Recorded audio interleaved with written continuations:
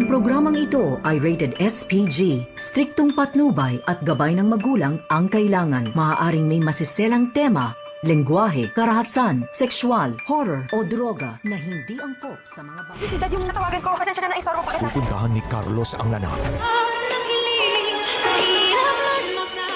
Narito na nga ang ating pakaabangan mamaya-maya sa abot kamay na pangarap.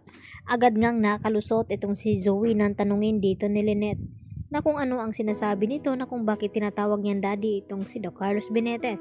At dito naman na humingi ng pasensya itong si Zoe na nagkamali nga lang daw siya ng pagdial ng kanyang cellphone. Nasa akala nito ay si Daddy RJ ang kanyang tinawagan. Kaya dito naman tila napaisip itong si Lynette dito sa sinabi ni Zoe. At dito rin na pumasok sa kwarto itong si Carlos at sinabi ni Lynette na si Zoe nga ang kanyang nakausap, kaya agad naman na ibinigay ni Lynette dito kay Carlos. At dito nalaman ni Carlos na kinakailangan ni Zoe ng tulong ngayon at kinakailangan magamot ang kanyang sugat sa braso na nabaril nga ito ni Don Pepe. Kaya hindi na agad nagpatumpik-tumpik pa itong si Carlos Benitez at pinuntahan agad itong kanyang anak na si Zoe upang gamutin nga itong kanyang sugat ngayon dahil hindi nga kayang tiisin dito ni Carlos Benitez ang kanyang anak na si Zoe. Kaya pagkaalis naman ni Carlos ay agad din na tumawag itong si Lynette dito kay Harry at sinabi na umalis daw itong kanyang ama at narinig niya na makipagkita nga daw ito di umano dito kay Zoe. At ang gustong mangyari dito ni Lynette na pasundan ni Lynette itong si Carlos dito nga sa kanyang anak na si Harry. At agad naman na sumang-ayon itong si Harry dahil tila nagdududa din naman itong si Harry sa kinikilos ng kanyang ama. Dahil nagsisinungaling na nga ito nung ito'y nagkukunwari na hindi daw niya ito nakita itong si Lynette at basta-basta na lamang niya ito iniwan sa gitna nga ng mapanganib na sitwasyon.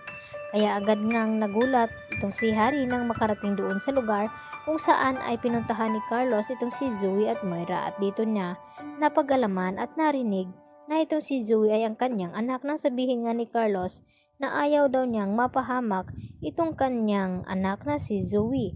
Kaya nagulat naman ng husto itong si Harry nang mabanggit ni Carlos na anak itong si Zoe, kaya agad siyang lumapit at hindi na nag-atubiling magtanong dito kay Carlos na tama ba itong kanyang mga narinig na anak niya itong si Zoe. At wala na nga pang magawa itong si Carlos kundi aminin naman dito kay Harry na tama ang kanyang mga narinig at nalaman na magkapatid nga sila dito ni Zoe at mahirap nga ipaliwanag dito kay Harry at hindi nga makapaniwala itong si Harry. Kaya nalaman din niya ito na may kinalaman din pala itong si Carlos sa pagkawala dito ni Don Pepe, na alam nito na si Moira pala ang mastermind ng pagdukot nito. Kaya dito naman makaisip na naman ang paraan itong si Harry na sabihin dito kay Annalyn ang tunay na kanyang nalaman ngayon. Lalo pa ngayon na pati itong si Don Pepe ay narinig lahat-lahat ang pinag-usapan dito ni Moira at Zoe, kung saan nagtatalo ito at nakatikim nga ng sampal itong si Moira mula dito kay Carlos dahil pinahamak daw niya itong kanyang anak na si Zoe at tinatawag niya pa itong kriminal. At hindi naman napigilan ni Moira itong kanyang sarili kundi tutukan itong si Carlos ng barel dahil sinabi nito na kriminal. At napasigaw itong si Zoe at sinabi kay Moira na wag daw barilin itong kanyang ama na si Carlos.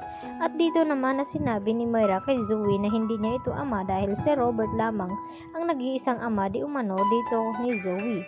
At ang sagot ulit dito ni Zoe sa kanya na si Carlos pa rin ang kanyang tunay na ama dahil sa kanya siya nanggaling.